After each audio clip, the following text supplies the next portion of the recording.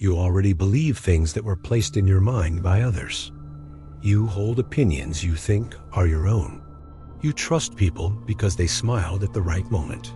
You avoid conflict with those who never raised their voice.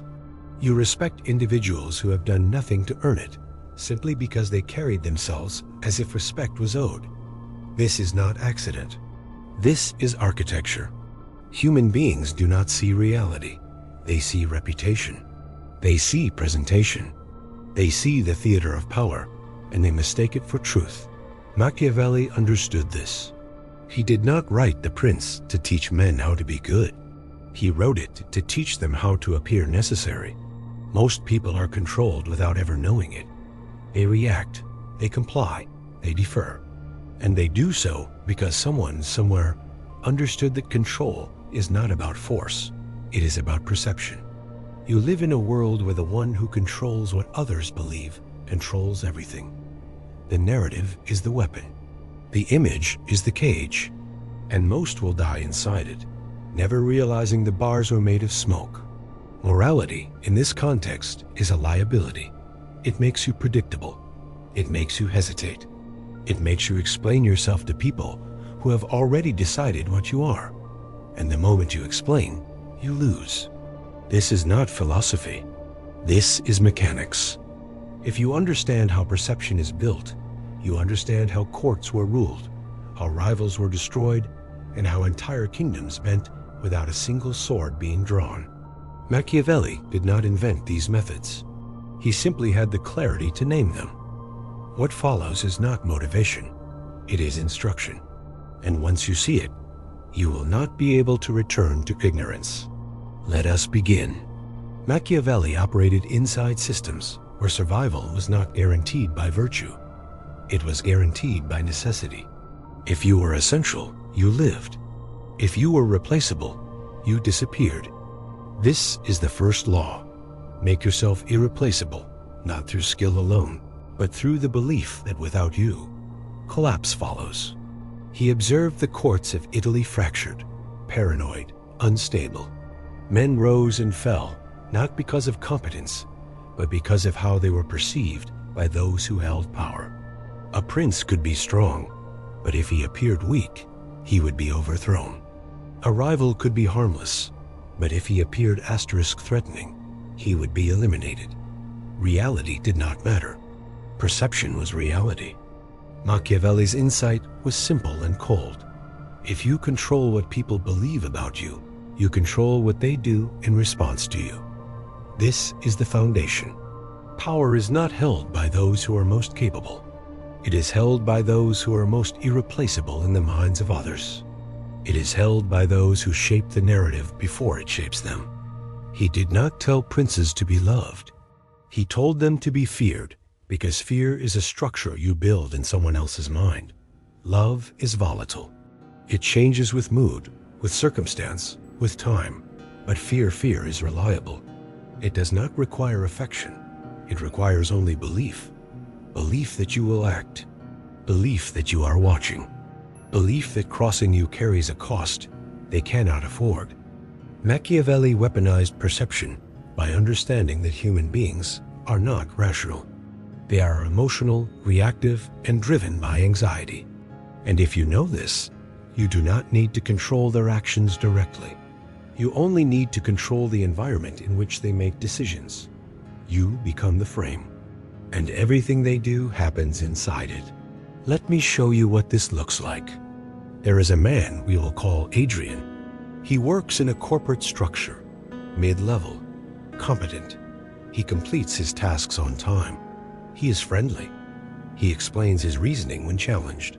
He believes that transparency will earn him trust, and that trust will earn him respect. He is wrong. Adrian is overlooked. His ideas are repeated by others and credited to them. His honesty is interpreted as weakness. His willingness to explain himself is seen as defensiveness. He wonders why colleagues who do less are promoted faster. He wonders why his manager speaks to him differently than others less serious, less deferential. He does not realize the problem. Adrian has no perception strategy. He believes competence speaks for itself. He believes goodness is rewarded. He believes that if he works hard and communicates openly, people will see his value. But they do not see his value. They see his availability. They see his willingness to justify. They see someone who will accept being overlooked because he already has. Adrian operates inside a framework he did not build.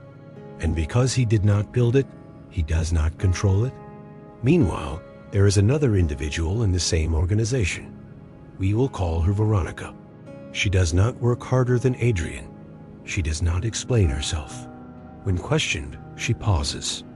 She responds with calm brevity. She allows silence to sit in the room until others fill it. She does not defend her decisions. She presents them as conclusions. Veronica is feared, not because she is cruel, but because she is unreadable. People do not know what she is thinking. They do not know what she will do, and that uncertainty makes them cautious around her. She has built a perception that engaging with her carries risk and deferring to her carries none. Adrian thinks respect is earned through virtue. Veronica knows respect is built through structure, and structures are made of belief. This is the difference between those who are used and those who are irreplaceable. Chapter 1. The illusion of honesty as strength. You were taught that honesty is strength. That telling the truth, even when it is uncomfortable, demonstrates integrity. This is false.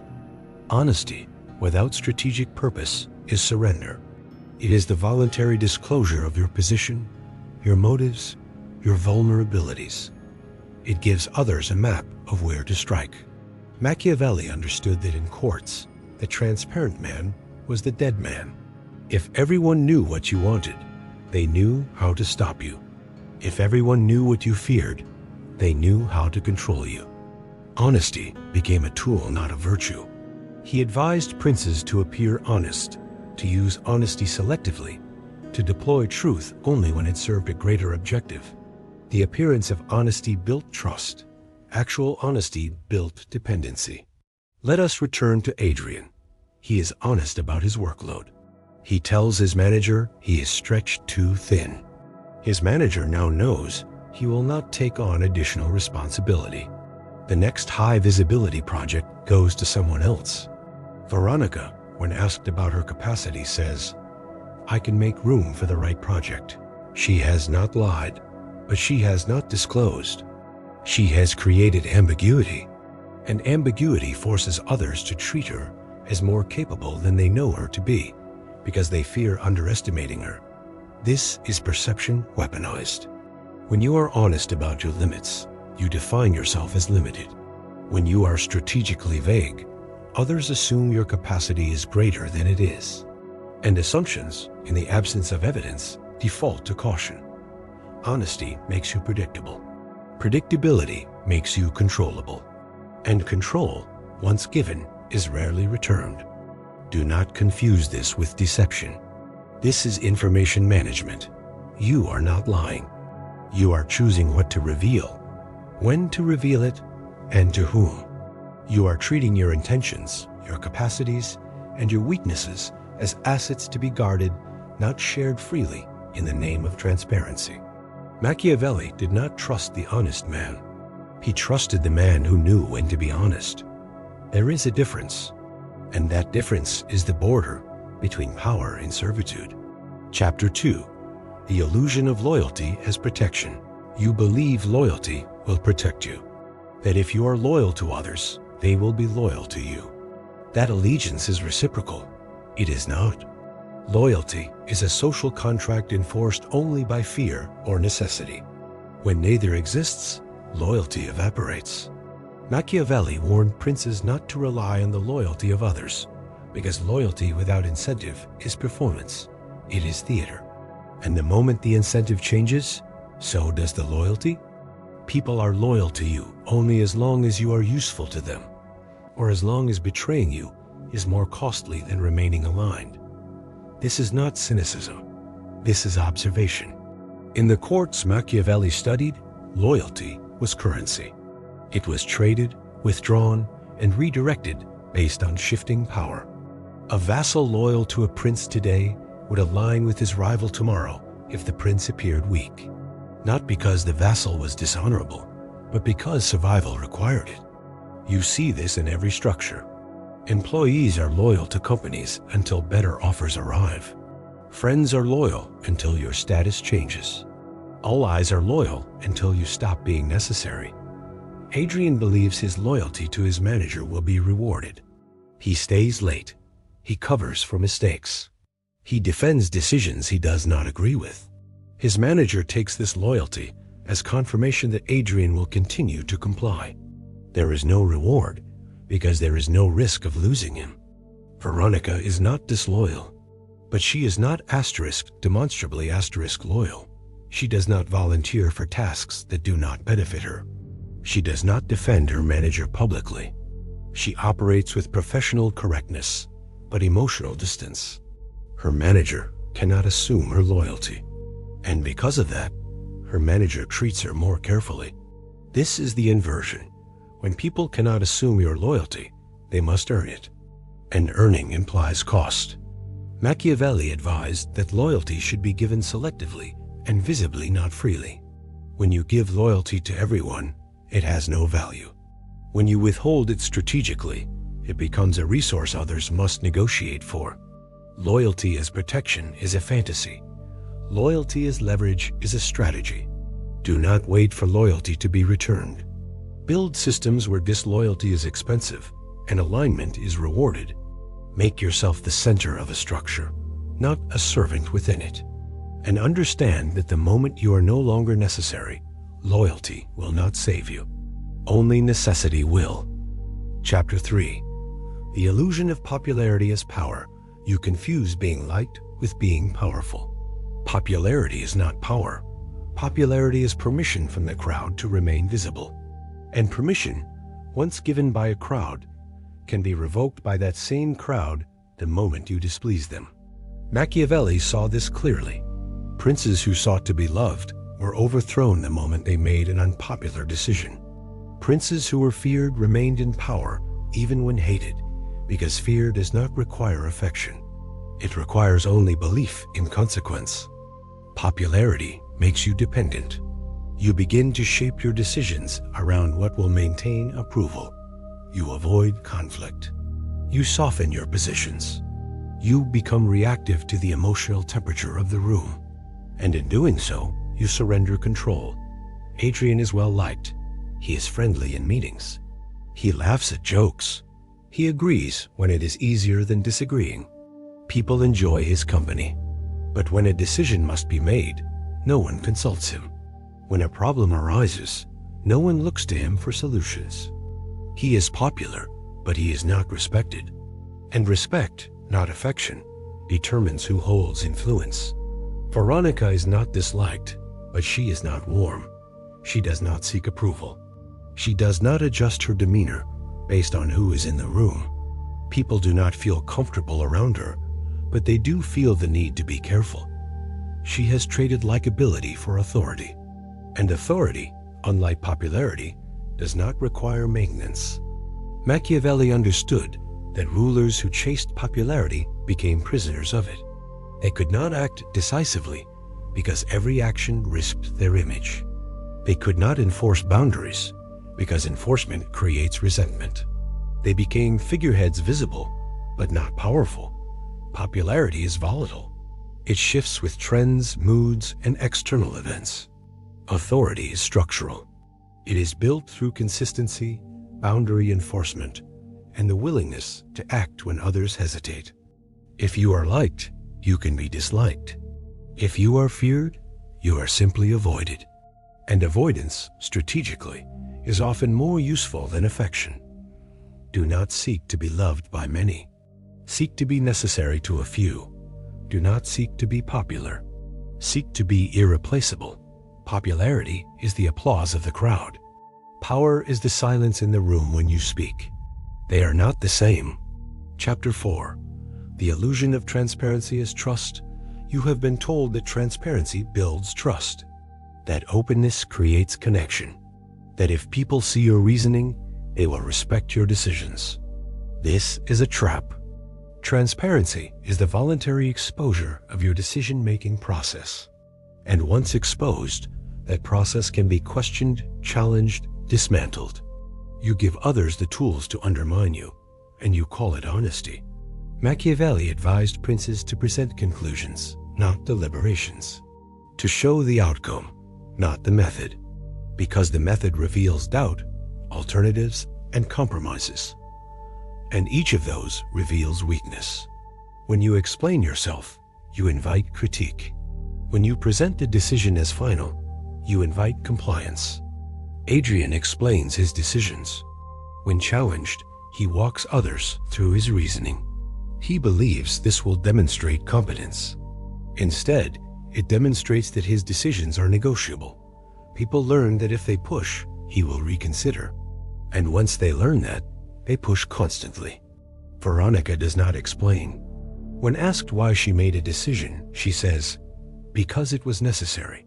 If pressed, she adds, "I considered the alternatives." She does not elaborate. She does not justify. This is not arrogance. This is boundary enforcement. She has established that her decision-making process is not open for debate. People may disagree, but they cannot dismantle what they cannot see. And without access to her reasoning, they cannot construct a counter-argument that targets her logic. Transparency creates the illusion of collaboration. But in hierarchical structures, collaboration is often a euphemism for dilution. The more people involved in a decision, the less decisive it becomes. Machiavelli understood that power is concentrative, not distributive. The prince who governs by committee governs weakly. The prince who decides alone and announces decisively governs with clarity. You are not required to explain yourself to everyone. You are required to act. And action, when presented as inevitable rather than optional, is far more difficult to resist. Transparency is not trust, it is exposure. And exposure in competitive environments is risk. Guard your process. Present your conclusions. And let others interpret strength where you have simply refused to justify. Chapter 5. The illusion of morality is safety. You believe that being moral will protect you. That if you are fair, kind, and ethical, others will treat you the same way. They will not. Morality is a social construct enforced unevenly. It applies to those without power and is suspended for those with it.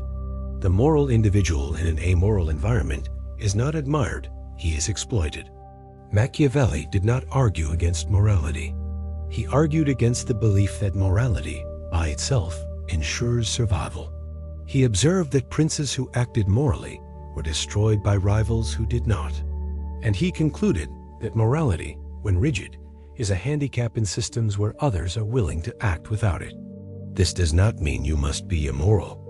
It means you must be selectively moral. You must recognize that morality is a tool, not a law. And tools are used when they serve a purpose. Adrian operates morally. He does not take credit for others' work. He does not undermine colleagues. He does not manipulate situations to his advantage. He believes this makes him honorable. It makes him invisible. Meanwhile, a colleague takes credit for a project Adrian contributed to. That colleague is promoted. Adrian complains privately, but does nothing publicly, because doing so would feel wrong. He has moralized himself into passivity. Veronica does not lie, but she does not correct misperceptions that benefit her. She does not steal ideas, but she does not volunteer credit when it is not explicitly required. She operates within ethical boundaries, but she does not extend them beyond what is strategically necessary. She understands that morality, when broadcast, invites expectation, and expectation creates obligation. The more moral you appear, the more others expect you to absorb cost, to forgive transgressions, to act against your own interest in the name of principle. Machiavelli's warning was clear. Asterisk, asterisk, the appearance of morality is useful. Rigid adherence to it is dangerous. Asterisk, asterisk, you must appear fair, measured, and reasonable. But you must act in accordance with necessity, not virtue. And when necessity conflicts with morality, you must choose necessity quietly and without announcement. Morality is not safety. It is a framework others use to predict and limit you. The moral individual is expected to absorb harm without retaliation. The strategic individual absorbs harm, remembers it, and addresses it when the cost is acceptable. Do not abandon morality. Simply recognize that it is not a shield. It is a reputation to manage, not a law to obey unconditionally. Small advantages compound. A single moment of strategic silence creates uncertainty. Uncertainty creates caution. Caution creates deference. Deference becomes habit, and habit becomes structure. You do not need to dominate a room on day one. You need only to establish that engaging with you requires thought, that dismissing you carries risk, that underestimating you is a mistake others have made. Perception is cumulative. Each interaction either reinforces or undermines the image you project. Over time, those interactions build a reputation, and reputation precedes you into every room, every conversation, every negotiation. Machiavelli understood this. He did not need to be the strongest prince. He needed only to be perceived as the prince who could not be safely ignored. And once that perception existed, it became self-reinforcing. People treated him carefully. That careful treatment confirmed the perception. The perception justified further caution, and the cycle continued. This is how courts were controlled, not through force, but through the slow, deliberate construction of an image that made resistance seem unwise. You do the same. You do not explain when silence serves you. You do not justify when conclusions suffice. You do not seek approval when compliance is sufficient. And over time, others learn. They learn that you are not like the rest, that you do not react predictably, that you are not easily read, easily swayed, or easily dismissed. And once they learn that, the game has already shifted. You cannot unlearn this. You now see the structures you once moved through unconsciously. You see the individuals who control rooms not through charisma, but through cultivated ambiguity.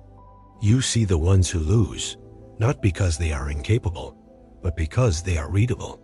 You cannot return to the belief that honesty is always strength, that loyalty is always returned, that morality is always rewarded. Those comforts are gone. This is not loss. This is clarity. You are no longer the person who explains themselves to those who will not listen. You are no longer the person who seeks approval from those who will never grant it. You are no longer the person who believes the game is fair. The game was never fair. It was simply obscured, and now you see it. You are outside the crowd now. You observe where others react. You calculate where others emote. You build perception where others hope for recognition. This is not cruelty. This is structure. And structure, in a world that rewards appearance over substance, is survival. You are no longer naive. You are no longer waiting for the world to reward virtue. You are no longer hoping that competence will speak for itself. You understand that power is not taken by force. It is built through belief. And belief is shaped by those who understand that perception is the only reality that matters. You are one of them now. If you have understood this, subscribe, not as support, but as a declaration. You are no longer passive. You are no longer governed by assumptions others planted in your mind. Leave a comment. Let it be known that you see the game now. And remember, once you understand how power is built, you cannot pretend you do not. The question is no longer whether you will use this knowledge. The question is whether you will do so before someone else uses it against you.